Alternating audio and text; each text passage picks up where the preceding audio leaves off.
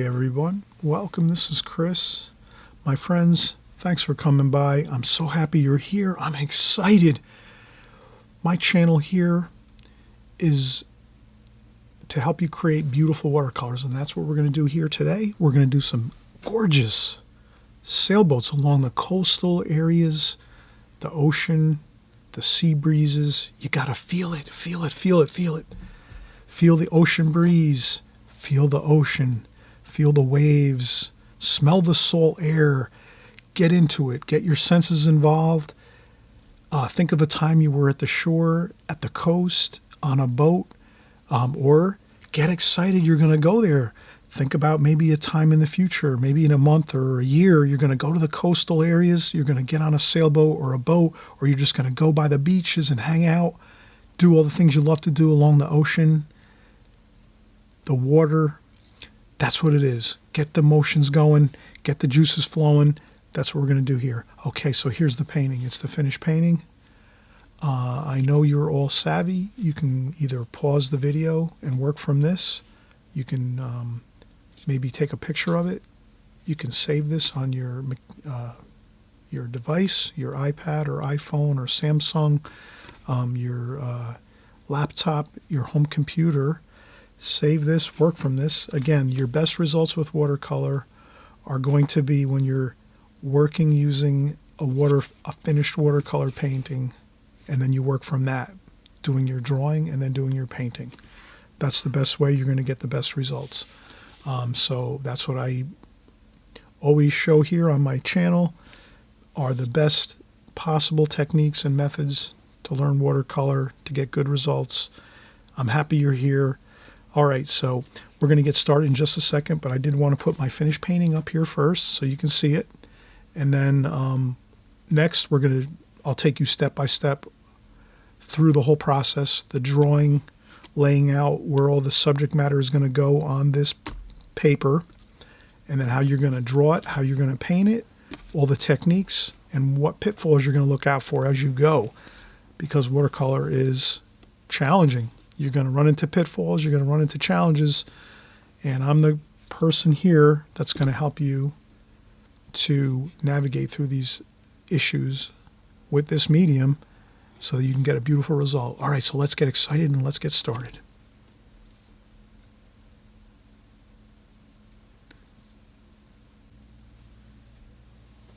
Hi friends, this is Chris Petrie. Thanks for coming by. I'm so glad you're here.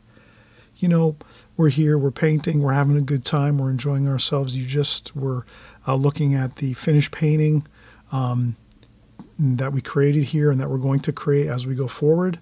I just wanted to start off by saying, you know, I'm really glad that you're coming by and painting along with me and painting along with all of us here.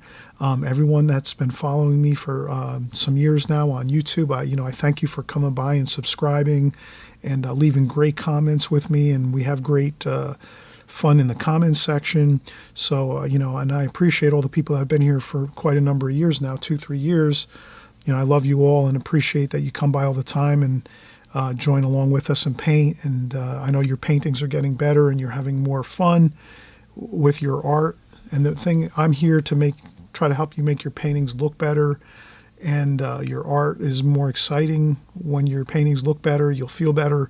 That's my goal, is to, hopefully my teaching here on YouTube will help your paintings to look great, look much better each time you pick up the brushes and the paints. So let's get right into it here. You can see I have my usual hash marks around my painting. So, I started off down here first, sand. So there's like a sandbar that runs across here. Then there's the water. There's some rocks. There's a mountain in the middle distance over here. So I put the mountain here. So this is sort of like the coastal line of where the mountain rests upon. And then here I put 2 hash marks in the sailboats. The main sailboats in our scene are in between these 2 hash marks. So that's something we wanted to key in on. Does that make sense, that we're going to start putting some hash marks where we want to designate things that we're going to put into our painting so that they're in a certain location. So that's all we're doing here is we're saying our sailboats are going to be here in this location within these two hash marks here, these two plumb lines, if you want to call them plumb lines or vertical lines. Then over here on the right-hand side, we have edge of rocks. I thought that was a key thing. What do you think? Is that important? The edge of the rocks? Because if we don't put a hash mark on where the edge of our rocks are, it might all of a sudden start drifting off the page, and the next thing you know, when we're drawing this scene out, when we're starting out and we're drawing this, we might wind up running off the page. So we want to keep things the way we want to. Does that make sense? Inside your rectangle of your painting. So this is your painting. This is your rectangle. Your rectangle is the key. You're going to do everything within your rectangle of your painting. So you want to control what's in this rectangle. And that's why we put these hash marks in, so that we're controlling where things are, so that we don't lose track and start making things too small or making things too big where they run off the page, or whether we make things too small where we start, our subject matter all of a sudden starts to become tiny within this rectangle. We want to make sure we're filling the rectangle with our subject matter the way we want to. Does that make sense? So let's do that. Let's make sure we put our hash marks in, this way we know. And if you're just starting out drawing and you're not too familiar with drawing all that much, you add a few more hash marks. You can always add more. You add more notes to your page.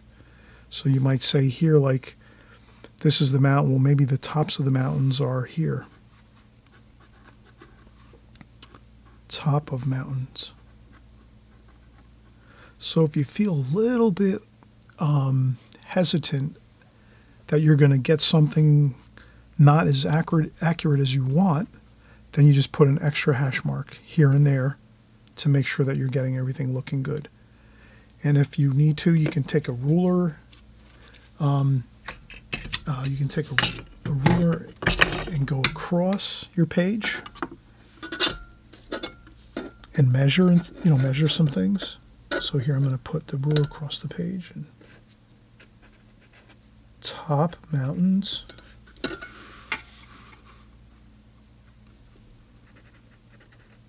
Mountains. And then sand. So, you can use the ruler. Sand. If you feel you might drift off and start making things going off in the wrong direction, you can always transfer your marks from one side of the page or one side of the rectangle to the other side of the rectangle.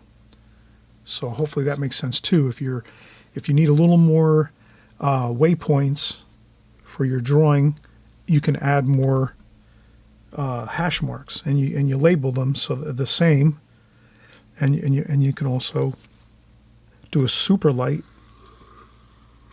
sketch line. So you could do some really super light, barely visible. You just about touch the paper, and at home you'll see the really light lines. You probably can't see them on this video, but that's okay, because I'm just showing you can put some lines across your page that are so light you'll never see them when you're done painting. You'll never, ever, ever see them. I like to see some sketch lines and some pencil lines in my paintings when the painting's finished. That's my own personal thing that I like to see. But you might not like that, so it's up to you. You're the artist. You decide what you like in your paintings and how you want your paintings to look. But doing super light marks on your page, no one will ever see them when you're done painting. So I'll put these lines down too, super light lines where the sailboats are going to be. So in essence, I'm making grid lines on my. So here's going to be the edge of the rocks and the coastline.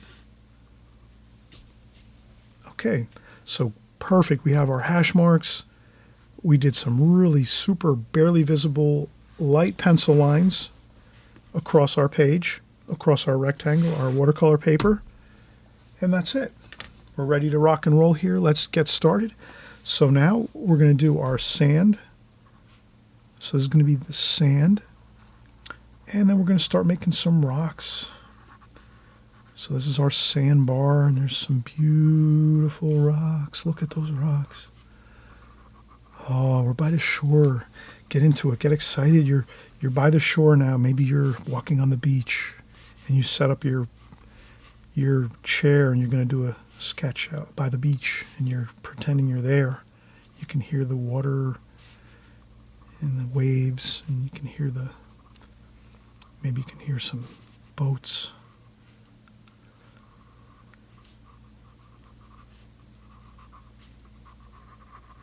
Okay, I'm putting more rocks here so you can see I'm making some rock shapes. Okay, there we go.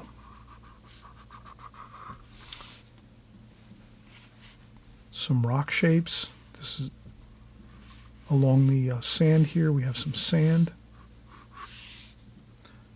Perfect. Look at that. Okay, now there's the water across here.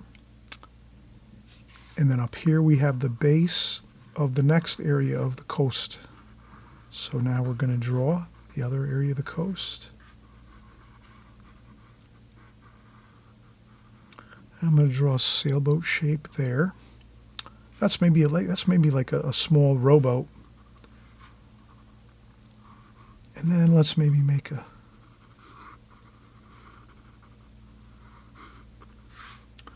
that's a nice sailboat there.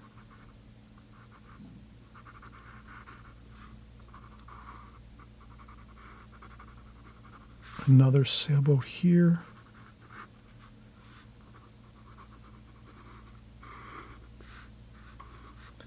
And then if you look at your line and you say that line does not look the way I wanted it to, quick, do an erase. There we go, back on track, perfect. So I'm just doing some sailboats here.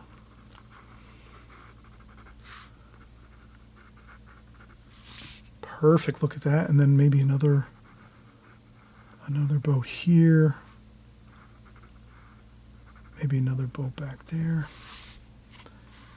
And then we continue on. And then here we said the edge of the rocks is here. So we make a little dot there and say, okay, we have to stop there with our rocks. And then we have some rocks there. And then we'll just start making some coastal, beautiful mountainous rocks here.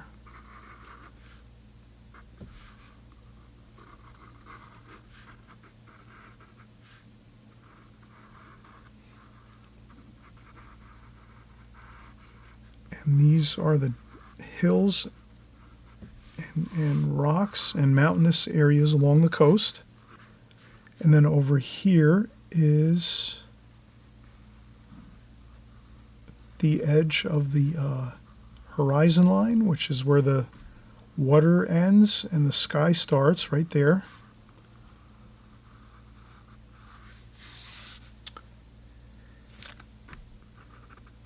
And there we have it. We have a beautiful scene here where we have all the things that are looking exciting. Some sailboats, some mountains, rocks, ocean water, more rocks, sky. Perfect. Okay, this scene is pretty much, we'll make maybe some trees, a couple little tree shapes over here and there, just so we remember to put in a couple of trees along the mountainous area. So this is pretty much, we're good here. Now the only other thing I would think of is let's make sure we do our reflections down in the water.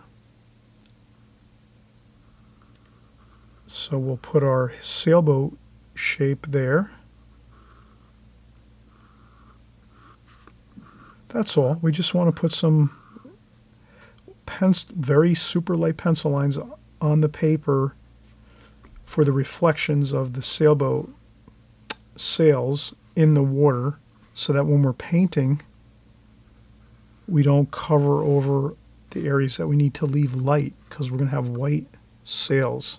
So these sails are going to be white, so we want to make sure we leave that light, and then we leave the reflections too in the water. The same thing, the white sails get reflected down into the water, into the ocean, white. The water is calmer here in the ocean, in this bay area. So this is really the bay. This is like a small inlet or bay area. And then out here is the main ocean. So it's a little calmer in here. So we're going to see the reflections a little more. Okay, I hope that makes sense. If you have to erase a tiny bit, do it now, so that you can kind of get things ready, so that when we go to paint, everything is ready to go. That's the main thing when you're finishing up your drawing. Make sure everything you want to have in your painting, have that finished and notated on your drawing. So here in my drawing, we notice we put those sails, making sure that we're making the white reflections of these white sails down in that water. So that's why I drew those in here. And then anything else too that you might want to tidy up, you might say, oh, I want to make sure there's some water running through over here in between these two rock areas, so that you see that water like sort of flowing through there. That looks cool. That looks interesting. Here we made sure we put the distant ocean horizon line all the way across, and then even behind these rock areas here where this mountain is and this rock formation, we wanted to make sure we still see some ocean water back here. That gives us some interesting subject matter to look at when we're looking at the painting. And then over here we made sure we had our smaller sailboats here and rowboats, and I think we have everything perfectly set now, so that we can start painting. So let's take a break. Breaks are fantastic. Take lots of breaks every 15-20 minutes. Take a break. So now we're ready to take a break, and we'll come back and we'll paint in just a second. All right, bye-bye.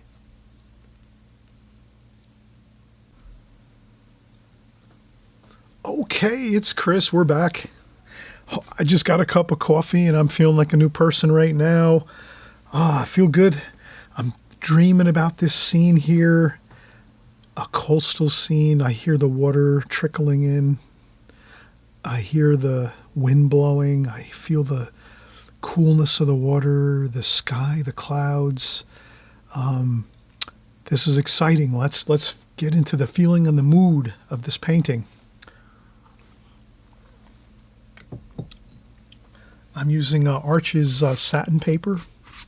So this is very smooth, silky, smooth paper. A lot of times I use Arches rough. I use Fabriano rough paper. But this painting, I'm using smooth paper, and I think it's going to produce a really good look. And I say, if you can practice both on rough and smooth paper, I would try both. And this way you can sometimes change around your look of your paintings a little bit by using smooth or rough paper. So this one here, let's see, we have some water. We could probably use rough paper. Rough paper might have been the better option on this type of paper, where you have water and you might want to get that shimmery, that sparkly look on the water, where you drag your brush really lightly across the rough paper and you get that sparkly, like very speckly look. So maybe we could have maybe used rough paper here, but we'll just try. We'll see how we can do with the satin paper, the satin finish, Arches satin. So we're starting out here.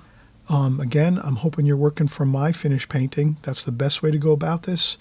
Use my finished watercolor painting that we just showed in the beginning of the video. Use that as your reference photo, and then you just paint from there. Draw and paint from there. Okay, so now let's get started here. I'm going to go with my darks first. French ultramarine blue, burnt umber. Ah, look at that. How beautiful those two colors are. Some burnt sienna. That warmer kind of, so that's that warm and cool blue. Maybe we'll put a little green in there. Okay, let's start blocking in this mountain. Now what's great about this is if you use all those mixtures of those three colors, French ultramarine blue, burnt sienna, and a little bit of sap green, when you put it onto your paper, you're going to see those little subtle, beautiful colors mixing and showing through on your painting.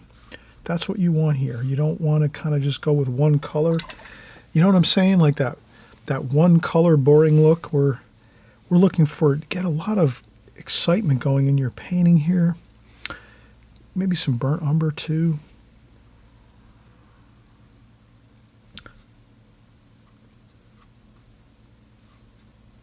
So I'm using the greens and the blue. And what also this will do is this will look great when you go around those sailboats, because those sailboats are going to be white. And then you can see here that I dipped I leaned into the painting, and I'm already starting to mark up my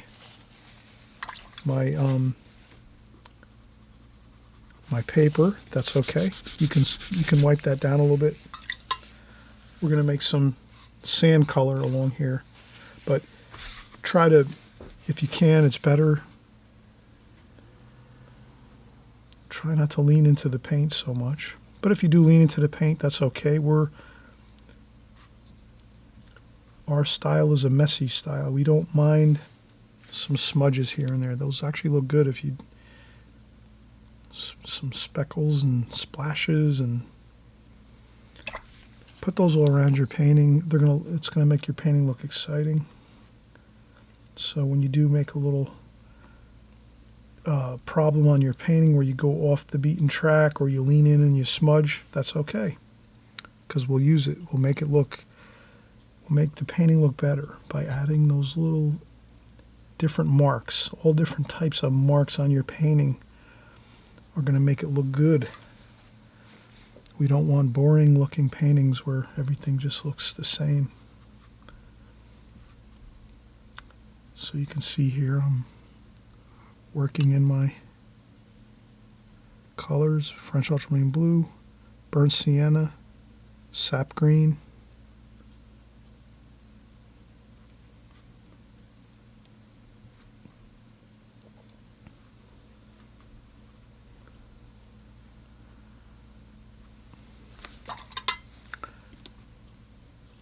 Then I'll smooth it out.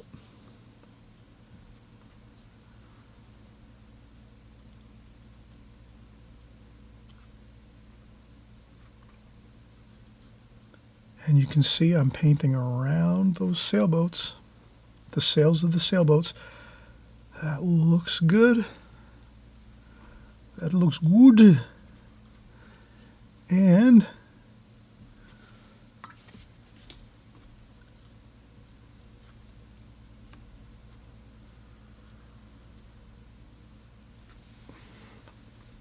negative shape painting, we call that, when we paint around something, and when we paint around something, the subject appears. So as we paint around these sails, they appear. We didn't have to do anything at all. How simple is that? How simple is that? We paint around the sails and they appear, and we didn't even have to paint the sails. They just appeared.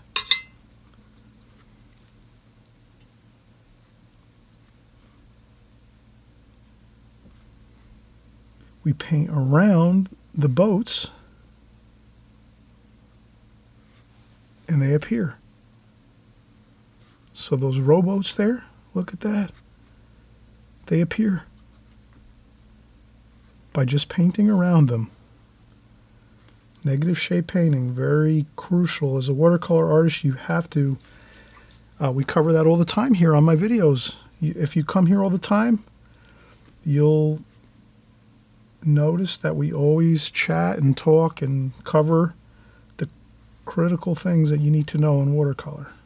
And that's one of them, is the negative shape painting.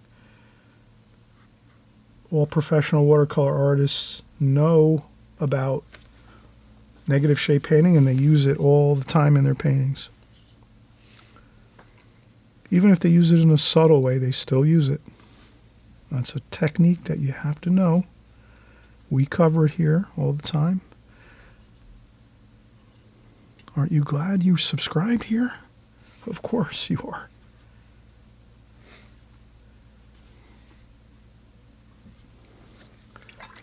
Okay, so we went around the sails to get our negative shade painting.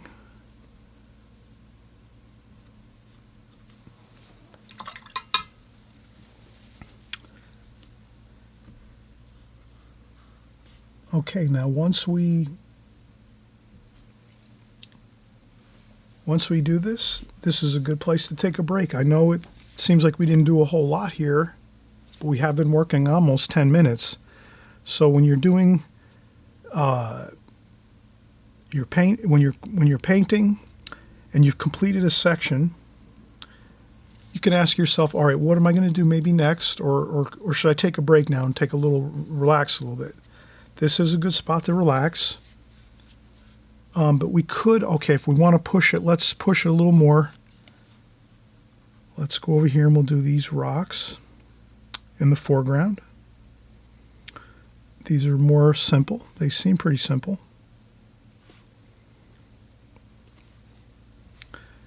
Burnt umber, burnt sienna.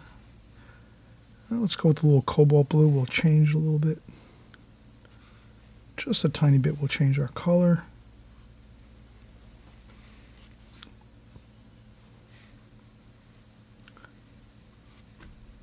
Rocks are angular, so that always helps if you can kind of capture the feel of the subject matter you're painting. So rocks are angular, they have angles to them.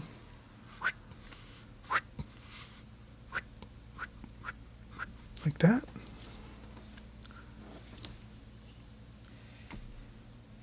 Chances are these rocks were along the coast were formed when there was maybe some powerful earthquakes or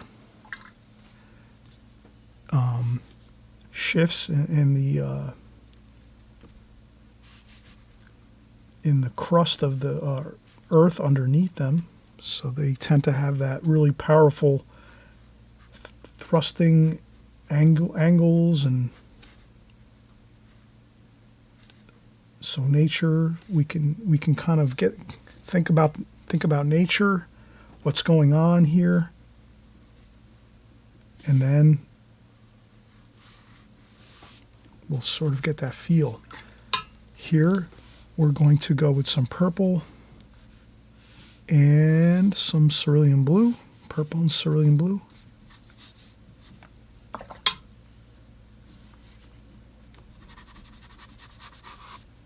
A little bit of green, sap green. More purple, I think, here, and burnt umber. This is going to be some sand.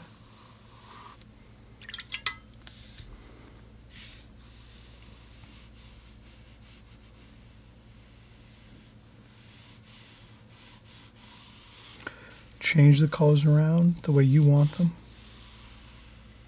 You can make this a little bit of gold in there too, a little bit of raw sienna. Put some raw sienna in there and some yellow ochre maybe too.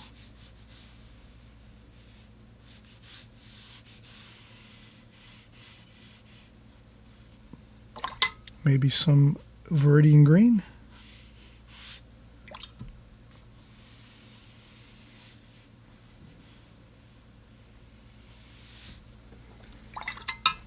Perfect, look at that. Okay, so we did some sand over here.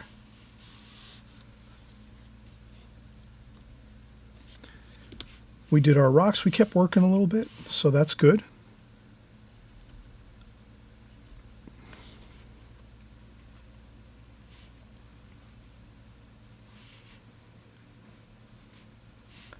And I just added a little bit of darker.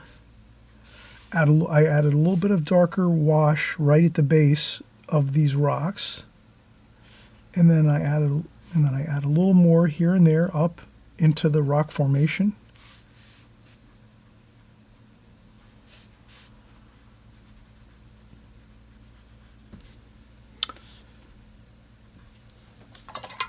And then if anything gets out of control, you take your tissue, you fold it up a little bit.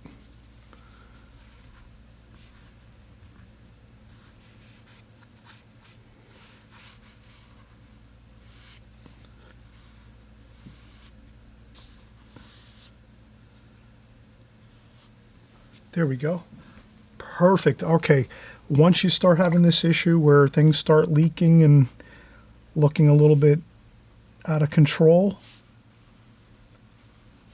do like I did. Grab a tissue, try to fix up a few spots, and then let the rest go and then just let it dry.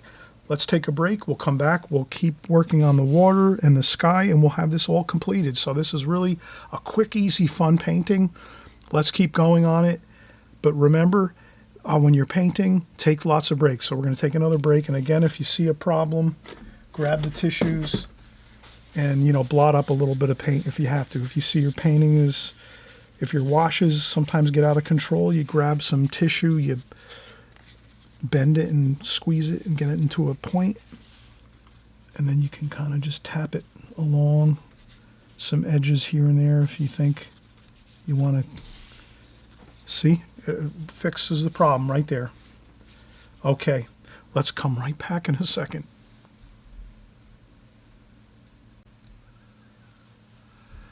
Okay, we just got back from a break. Breaks are fantastic. I'm just working on my coffee here, and I am really excited here. We're actually we're pretty close to like finishing up the painting here now. This is a really quick painting that we did. This is not like really, one of those really, long paintings where we're working for an hour or two. I like to do those on my channel here. This is a great time. I just like to always do a little quick plug for my channel here at Chris Petrie Watercolor on YouTube. We like to bring you all the greatest content that we can. So what I do is I'm going to sometimes do a painting that's maybe 2.5 hours or 2 hours long. It's more of a sophisticated, really detailed painting. Here we're doing more of a quicker painting. This is more of a fun, loose painting. We're having feelings of being along the shoreline, the coast. We're feeling the ocean breeze. We're feeling great. That's what we want to do. We want to sometimes work hard, do sophisticated, difficult paintings. Sometimes we're just going to want to relax and do some real nice, calming, soothing water, ocean, the waves, the sailboats, fun. So that's what we're doing here. We're not going to, be doing, incredible amounts of sophisticated and detailed things right now. So let's do that. Let's finish up this painting. And again, did I mention to you, if you haven't subscribed, please subscribe. Consider it. Subscribing, you're going to see a new video every week. We create new videos every week here. We do some seascapes with boats and sailboats and ocean. We do landscapes and barns out in the countryside and mountains and fields and farmlands. We do still life with flowers and fruits and cups and saucers and all kinds of interesting things like that. We do cityscapes. We do everything here. So, hey, if you tune into my channel and you also hit the notification bell, which is right next to the subscribe button, you hit this notification bell. You get my video every week. You get notified. And if you look at the picture, I always put the picture of my video. I do the picture and the painting. I use the painting as my YouTube thumbnail. So when you see that picture, you might say, oh, I like that. That looks good. I'm going to paint that. I want to paint that. Great. And then if not, you'll see the painting, and then if you don't want to do the painting, then you just don't watch the video, obviously. But at least you know all the time what I'm doing each week, what painting I'm doing. You just look at the first thing you do is you see the notification bell, and if you're subscribed, you see the painting, you know what I'm doing. If you like it, you turn it on, you watch it, you paint along with us here. And then if not, you just, you wait till the week after until you see something you like. So, because I do all different types of content here. So, hey, I'm just excited. I hope you're going to come along each week or, when you want to paint. And so let's keep going. So we have our mountainous areas here painted. Good, done. We have our foreground done here. And these are more rocks in the foreground. They're completed. We're good. We did some sand colors here for the sandy area here. And we're good, complete. All we have to do now is the water and the sky. Let's do the water and the sky, and let's mention that let's use the same colors that we've been using over and over. We don't want to start changing around our colors. Does that make sense? Let's keep our painting in harmony so that the whole painting is harmonious together. It works together with all the different parts of the painting. It's all working together. If you're going to start changing around colors now than what we've used before in this painting, it's not going to look right. It's going to look disjointed. It's not going to look pleasing. So we want a pleasing painting. I want you to create pleasing paintings that you're happy with, and also that your people that you're painting your paintings for, whether it's galleries or friends or people hire you to do your paintings for them. I want them to look great. So let's keep focusing on all the key things that we want to do to have our paintings looking great. So the main thing is let's keep our colors the same. So if we've painted half of the painting already and we've used certain colors, then we just want to finish the rest of the painting with those colors. We don't want to start going into other parts of the palette that we haven't used before. Does that make sense? All right, great. So we cleaned up our palette. We want to make sure our palette's clean. We know the colors we were using, so we don't have any problem with that. And if you get confused sometimes on what colors, you write down the colors that we started with as we were starting our painting. And chances are we're just going to be using those same colors again. So if you write them down in the beginning, you'll have it. And then we're just going to add those colors back out onto the palette. But we just want to clean up the palette so that we don't mix and mix and mix and just keep mixing the same colors, and it becomes very muddy looking. So we want to keep the colors fresh. All right, so now is a good time to maybe switch to a larger brush. So let's take a look. I was using a 6 Da Vinci Maestro. Now we're going to bump it up, and you'll see this is a little larger. This is should be a 12, or it's a 10 Da Vinci Maestro. So you can see the size differential. So we'll bump up our size of brush since we're going to be doing larger areas and not as much detail. So that's basically all you have to remember when it comes to brushes when you're doing watercolors is, you use a smaller brush as you're painting and you're starting out. You might be doing more of the details, so you use a smaller brush. And then as you're starting to finish up the painting, let's say, and you're going to be doing larger washes, you just, you bump up your size of brush so that you have an easier time covering more area quickly. As watercolor is a fast medium, as we always say here, watercolor is a fast medium. We have to work somewhat expeditiously. Okay, so now let us start back with the water. Let's do the water here. Okay, now, did we use this? Yes, we used some Viridian green. We used that. We used some blue, cobalt blue. We used, yes. French ultramarine blue. Yes, we used that. Sap green. Yes, we used that. And purple.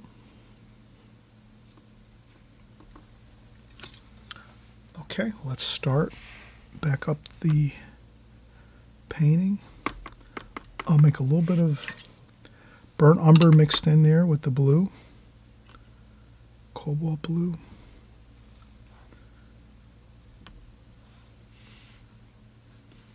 Okay. Wow, look at that. That looks good. Look at that. Have fun with it.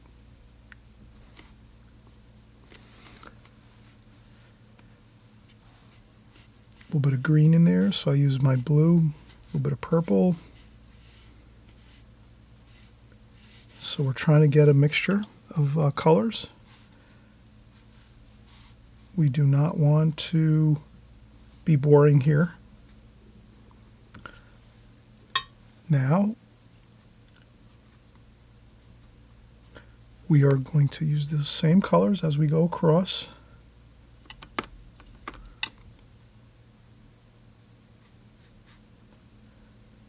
I'm leaving the sails, the reflection of the sails in the water. Oh, if you go over a spot, lift it up.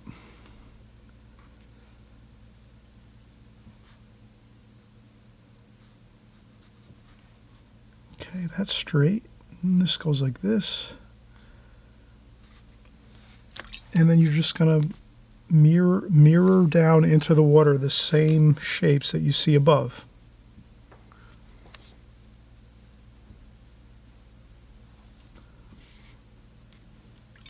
And I just added a little bit of burnt sienna and raw sienna. We used those before. Yellow ochre, raw sienna, we used those before. So I just add those in a little bit into the water to make the water look interesting.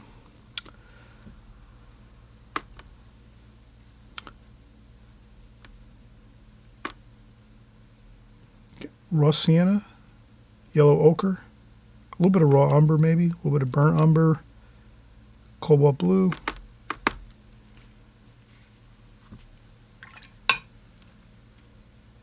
green,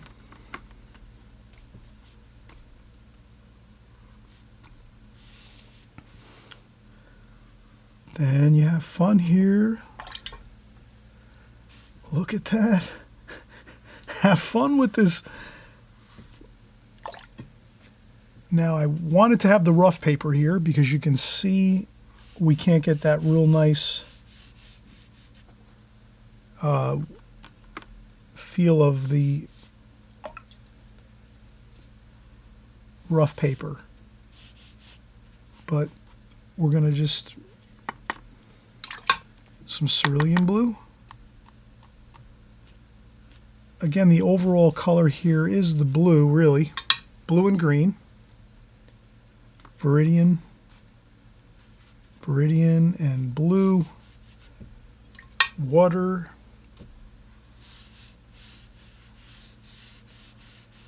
there we go.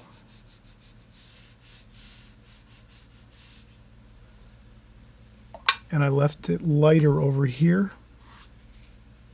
You can lift up some paint with some tissue. Perfect, look at that. And what we're going to do is we're going to let this dry.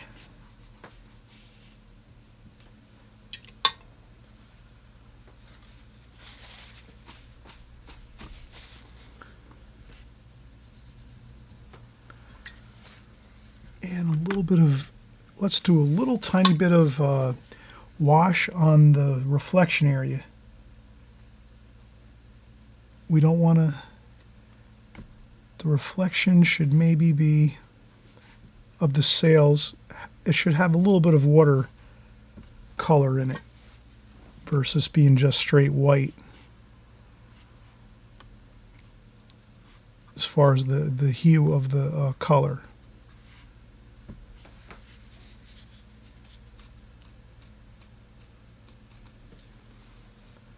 Looks good. We're going to make some other modifications to this, but we don't want to keep working in this area. Once you get that water done, you want to leave that go, and then we can touch it up a little further and make some further details along this water area here. So let's always remember, when you let this dry, you can come back and do a little more work on this, but you don't want to keep working when it's wet.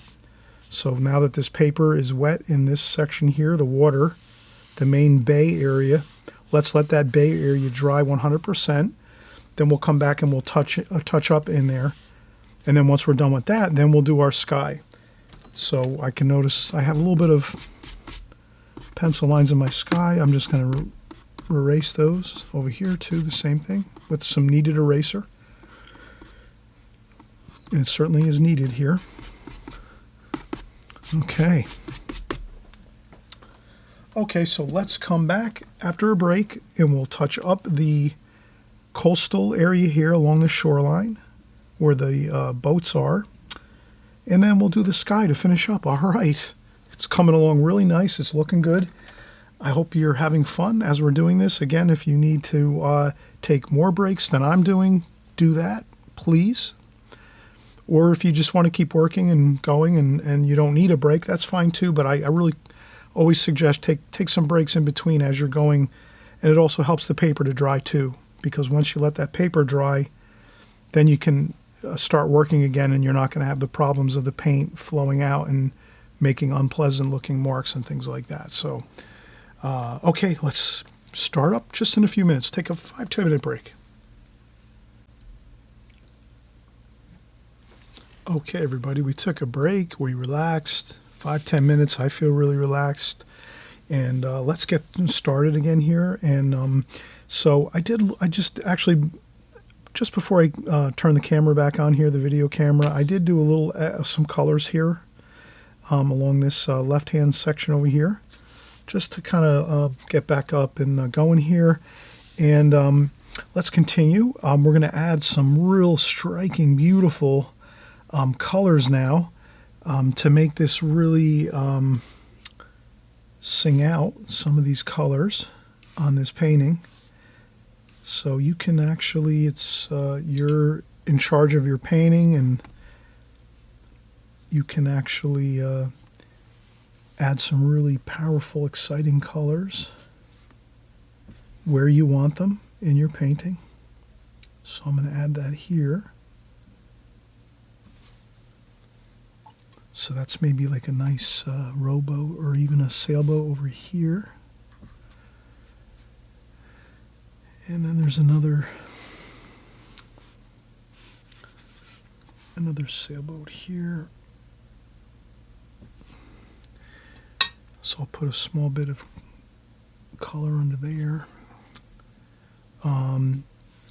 Let's use some burnt umber and French ultramarine blue to make a little bit of a dark burnt sienna, burnt umber, French ultramarine blue, just to get a nice, interesting dark here. We'll do that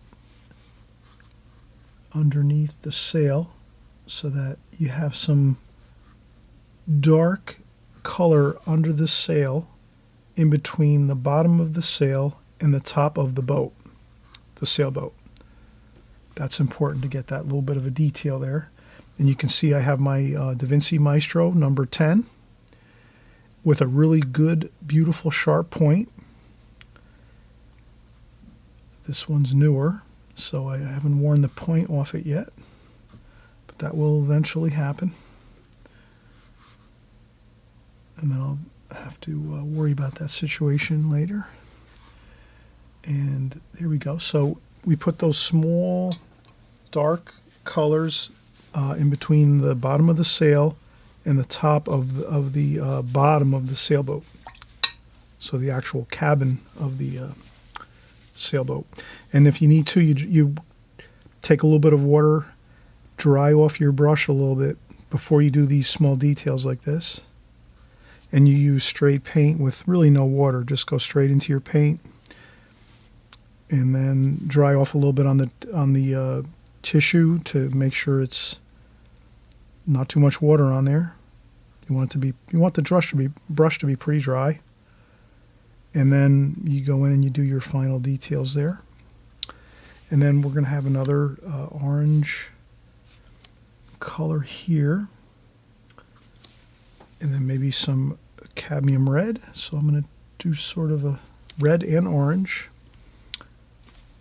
And then I'll dry off my brush with the tissue, and then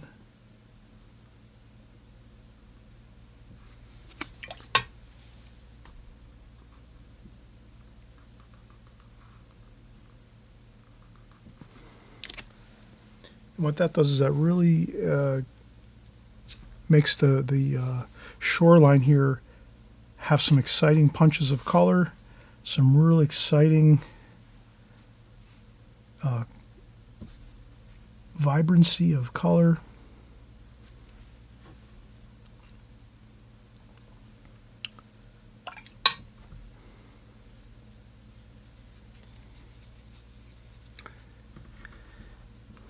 And We could do a little more darks over here.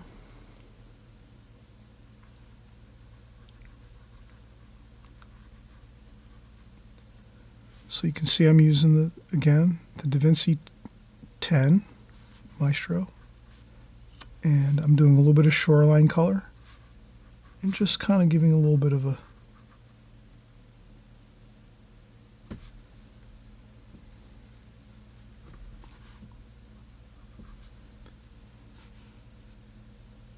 and we can put a little bit of shadowing under the boats.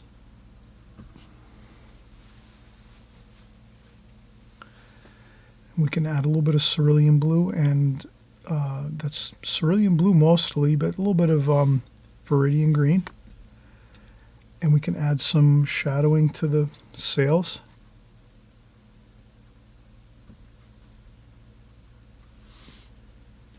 A little bit there, and then maybe a little bit of orange too.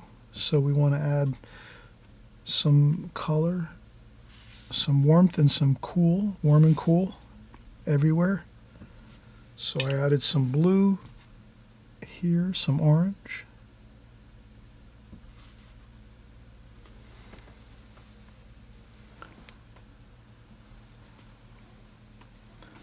Same here.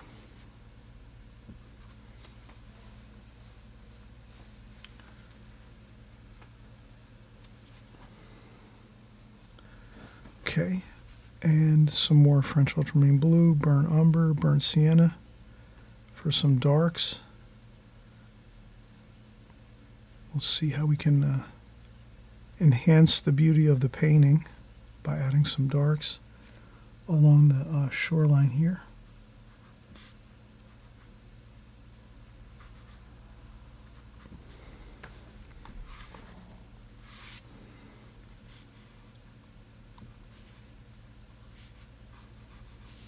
And the same over here. I'll add a little more darks here.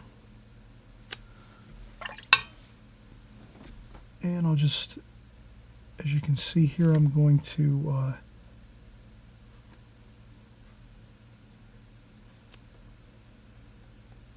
a couple splashes.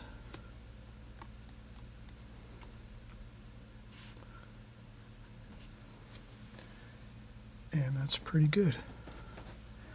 So we've gotten everything pretty much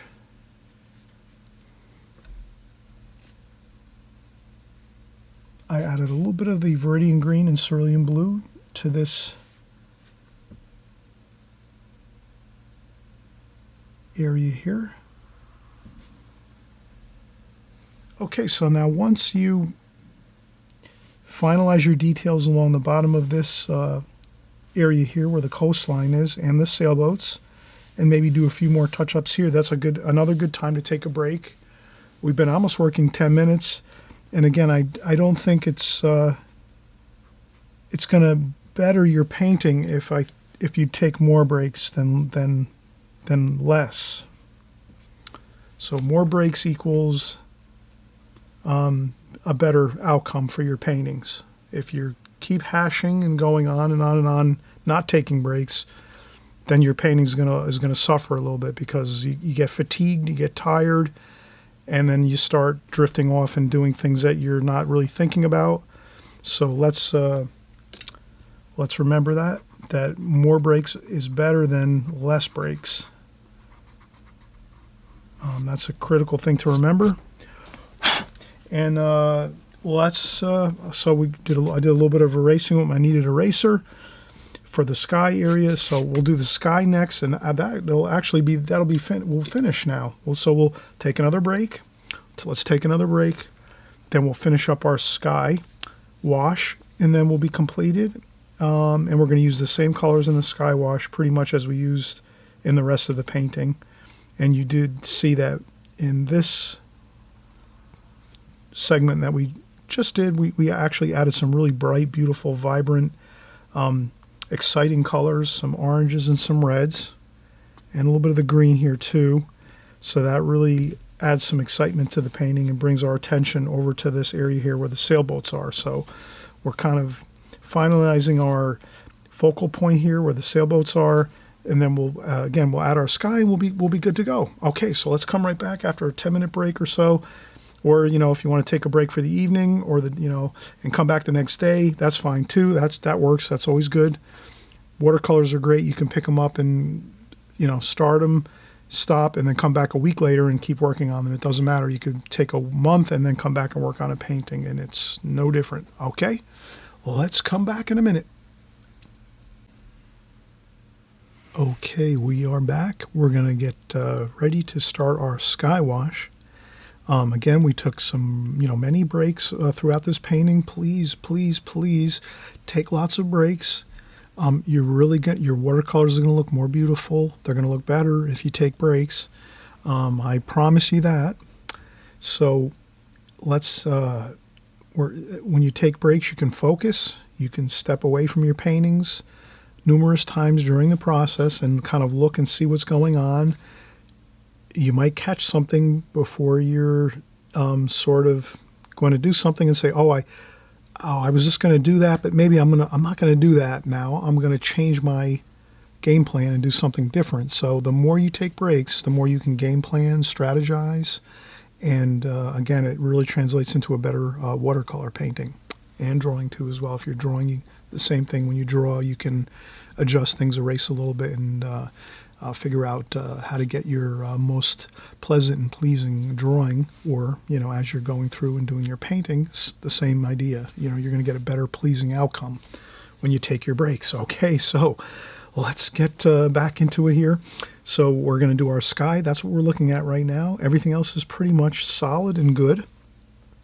So as we think of our sky, I'm just going to take my normal paper towel and some water and just clean the palette. This way I have a fresh palette to work with, clean, and that is going to be good. Now I will get some water and in my brush, and I will start going in and mixing up. I think a key to skies, you'll probably notice this. Do you notice this when you're doing skies? You might ask yourself the question. When you're doing skies, is it better to mix up a little more paint in your palette when you're doing your sky, or is it better just to sort of work as you go and just dip in and mix your colors as you go when you're doing your sky? That's the question. You can ask that question to yourself. When you're doing your skies, when you do your skies, do you mix up extra paint and get it all out onto your palette first? Or do you just sort of mix it as you're going and then try to do your sky? You'll probably eventually come to the conclusion that mixing ahead of time and mixing up your colors and getting them out onto the palette is going to definitely benefit you when you do your skies. Usually your sky washes are going to be larger, lots of area that you have to cover. So watercolor is a fast medium. We always say that here on my channel, so that you get in that mode of thinking in your mind. It's a fast medium watercolor, so you have to be ready for things as you're working. So you want to plan ahead all the time with watercolors. You always want to be planning way ahead of what's going on, so that you're not caught by surprise, because the next thing you know, your washes are drying, and then you're kind of like, you're going to get some unpleasant looking marks all over your painting if you're trying to patch things in as you're going. So the thing is, I wanted to just make clear is it's better to mix your paints when you're doing your sky or large washes in general in your palette first. So let's do that. Okay, so we got a little bit of burnt umber, French ultramarine blue. We're mixing our sky wash now. Let's mix in some green, viridian green, sap green, French ultramarine blue, cerulean blue. I'm mixing up lots of different good colors. Then we're going to add in some cadmium orange.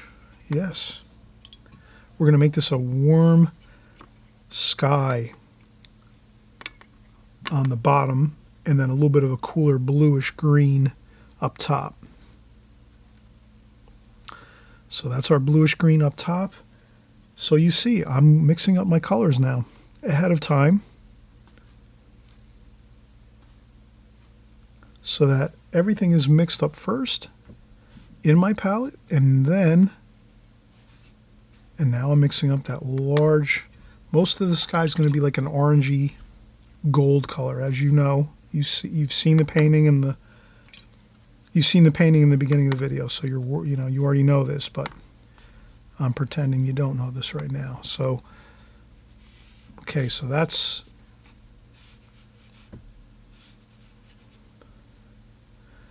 so I've mixed up my sky wash, orange and yellow ochre here.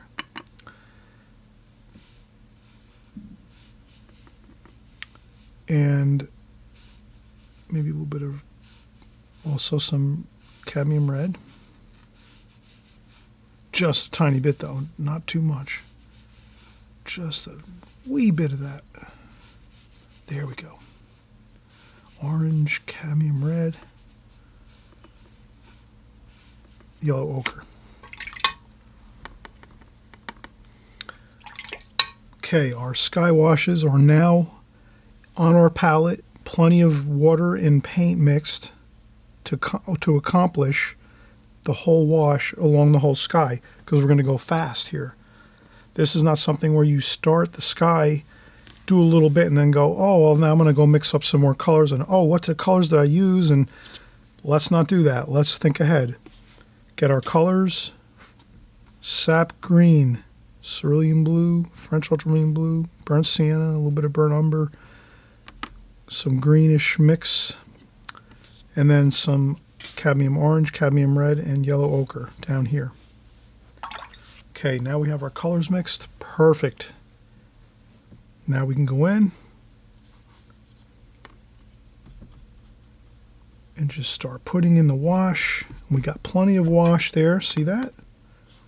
All the way across. A little bit of mix over there with the cooler color, the green and the blues. Here again, we're doing this.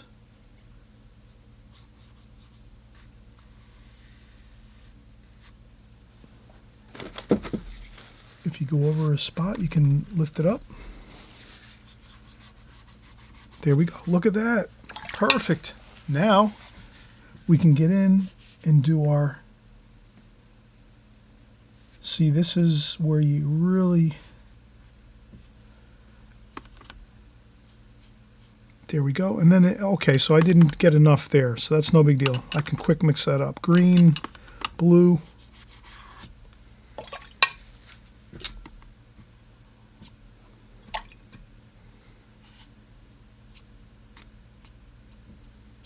There we go.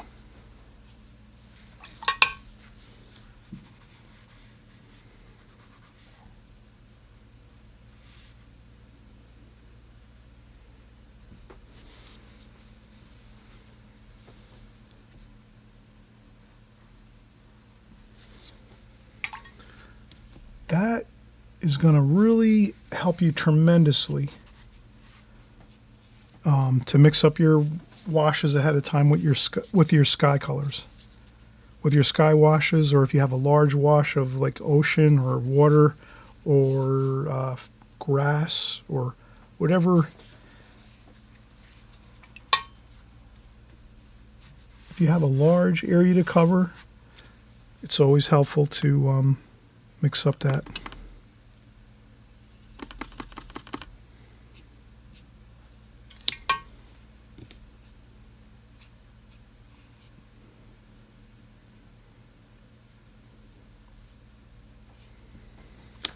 And then what you can do is you can have fun.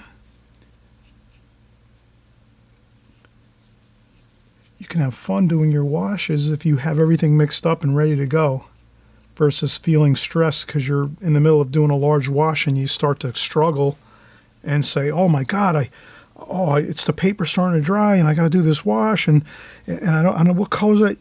Mix all your colors out, get them all out on your palette, mix them all up, get them out there. Mix more than you need. You can see I just about timed it perfectly of what I needed.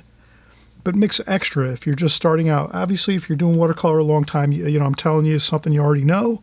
But for newer people that are, you know, a couple years into watercolor, you have to know that you need to mix, you know, especially on a large area, you want to mix ahead of time, get all your washes in, and then just get them onto the, onto the paper, and then you'll have much easier time getting the wash down and having it look good and not having it look fragmented and ugly marks and things on there. That's not going to look good.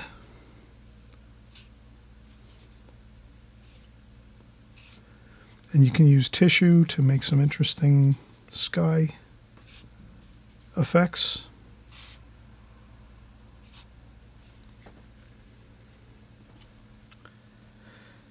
And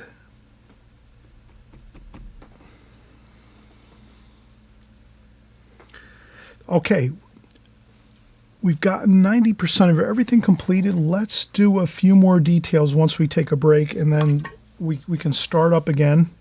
So let's take a break.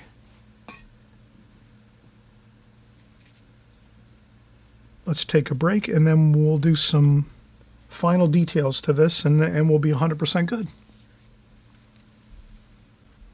Okay, we're almost completed. We took another break, and now we're just going to do our final details. Let's pick up some darks here. So I'm going to use my number 6 needlepoint brush. Cerulean blue, burnt umber, burnt sienna. And I'm going to just get a few details in here that are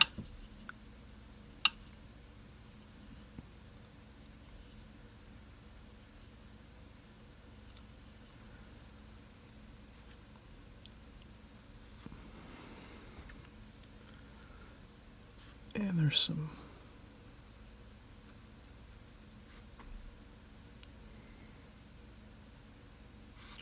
some trees in the distance here. I know these are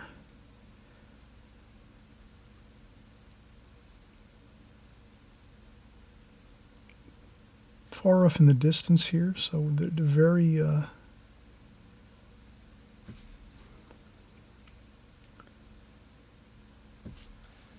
just to put a few details on that mountaintop here.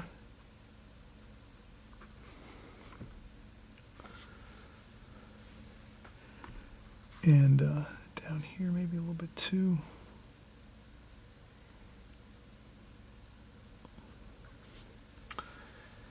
And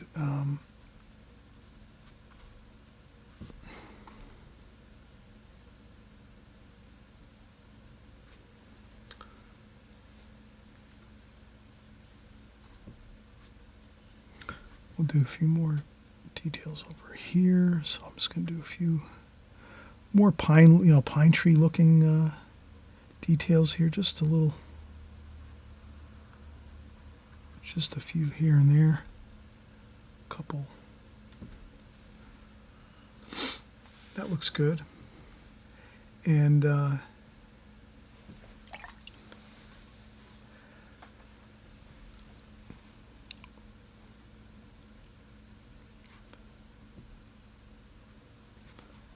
I'll take some orange and red very lightly, and then just do a negative shape around that sail over here.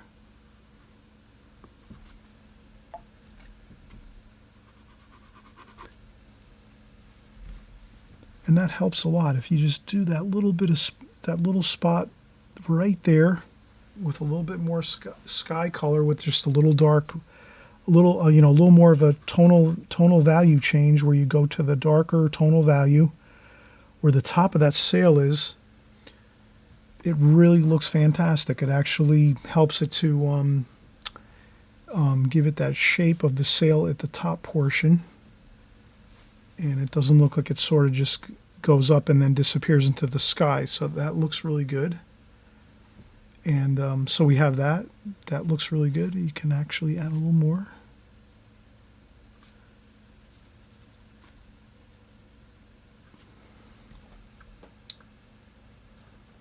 Okay, that looks fine.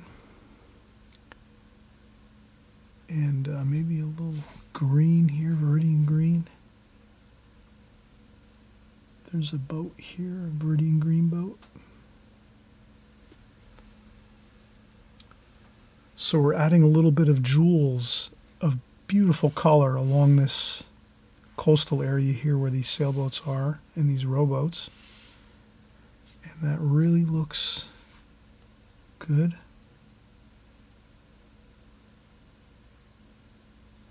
So some Viridian green.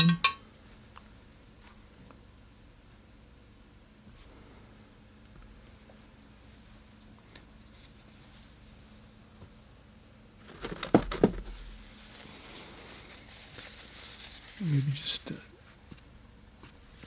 dab it up a little bit. If you add too much wash or water and paint, you can lift it up a little bit if you think you need to.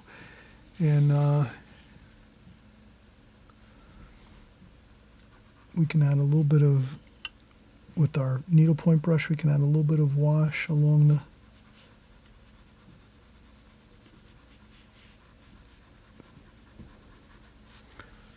water there, along the bottom of the sailboats.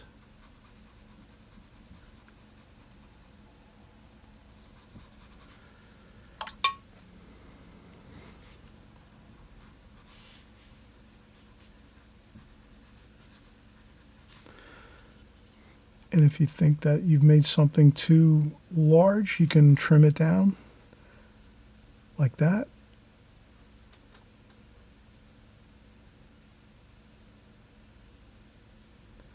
So we have the luxury of a dark background here with the mountain area.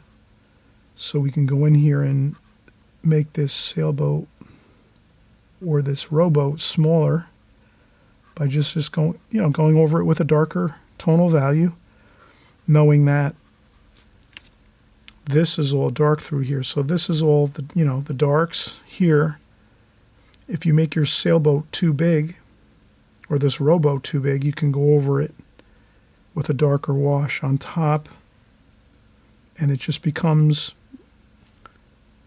fine. It just blends right into the background. So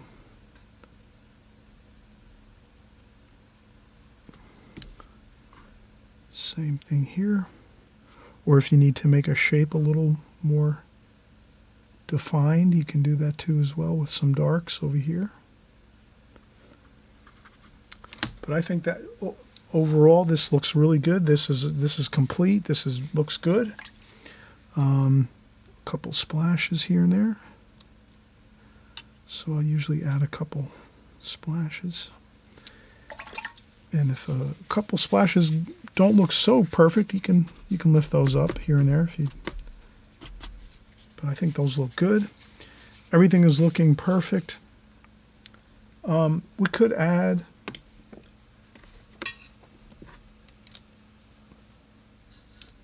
with our number 6 Da Vinci Maestro, we can add a little bit of a cerulean blue and sap green, cerulean blue, and Viridian green. And then maybe just a touch of burnt umber.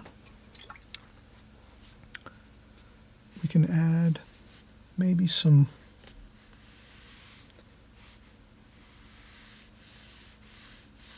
water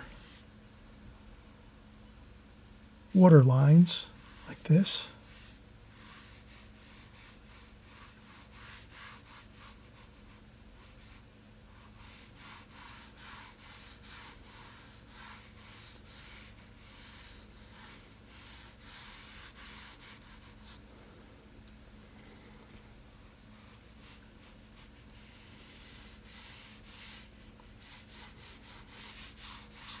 Like that. And we can take a tissue maybe and just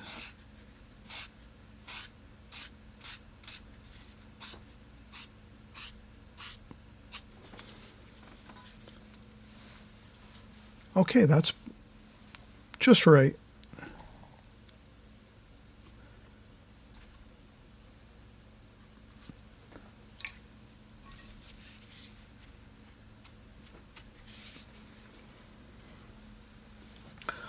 Okay, I hope we had a lot of fun here. I'll just, again, lift off the tape.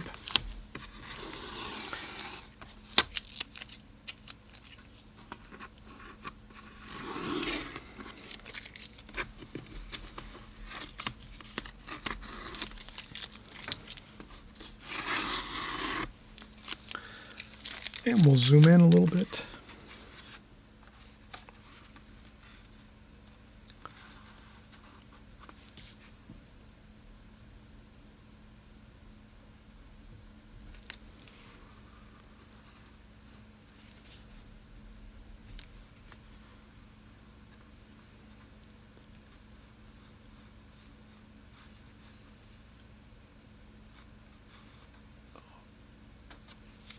Okay, perfect.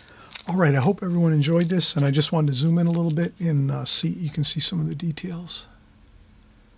We could zoom into the sailboats here.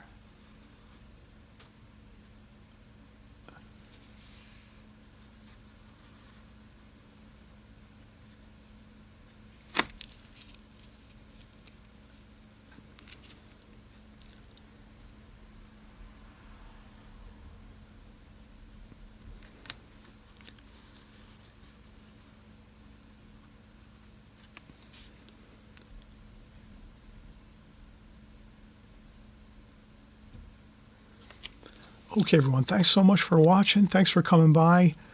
Let's get together again soon. We'll paint some more beautiful coastal scenes, scenes out in the beautiful countryside, cityscapes along the city, beautiful cafes, flowers, you name it, we painted here.